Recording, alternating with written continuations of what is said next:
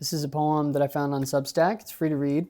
It's called The Ring of GYGES. Now, I'm not sure what the pronunciation is, but the author of the poem, Parker Settecase, says GYGES in his recording there. So here it is. It's really good. I love it.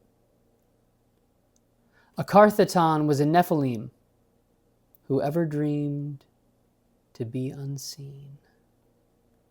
A ring of gold he fashioned then. With passion did he ever scheme.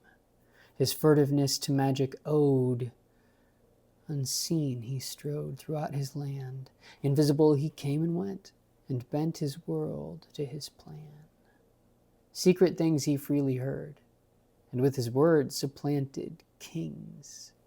In turn his power did increase, and yet no peace came through his ring.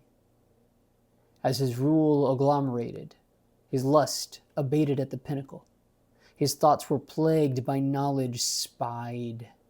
His eyes grew dark and cynical.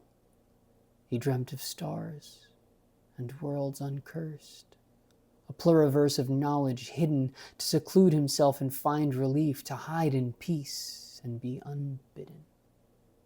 So he set to work to forge a craft, a solar raft, the stars to see. With skill of hand, and a planet's treasure, and a double measure of secrecy, he built his ship of plasteel make, and shaped it in a stallion's form. He loaded all his treasures there, and dared to flee his only home. With the press of a button, all of a sudden the king receded from sight. Into the heavens his stallion flew, but he drew no breath until mid-flight. His ship traversed the black expanse and danced to hymns of the heavenly spheres, past quasars and stars and black hole accretion. But depletion changed his ship into beer. His spent vessel then drifted, and shift did his terminal goal. And when he found himself in the pull of the earth, all mirth then abandoned his soul. He crashed into a mountainside, and the earth did slide to swallow him. There he laid for centuries, till GYGES found the Nephilim. On a mountainside, while attending his flock, to GYGES' shock a great tempest arose. A mighty earthquake joined in, and after the din, the tomb of the king was exposed. Through a crack in the stone, he entered alone, that ancient burial site. He ignored all treasure, save for the ring. On that magical thing his eyes did alight. So he took the circlet and scurried away. All day it arrested his thought and his thew.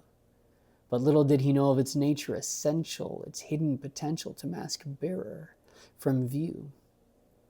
When GYGES stood before his own king, the ring did he fondle under the pressure of his lyre.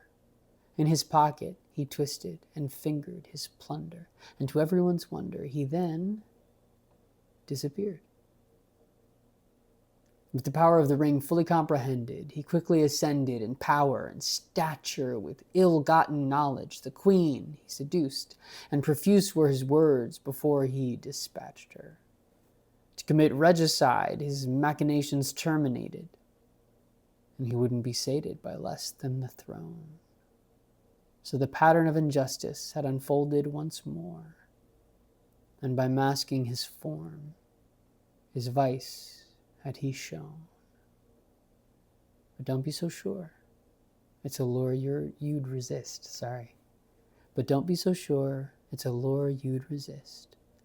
For great power suborns, and the forlorn it enlists. Parker Settecase. So good. Sorry I messed up the end there.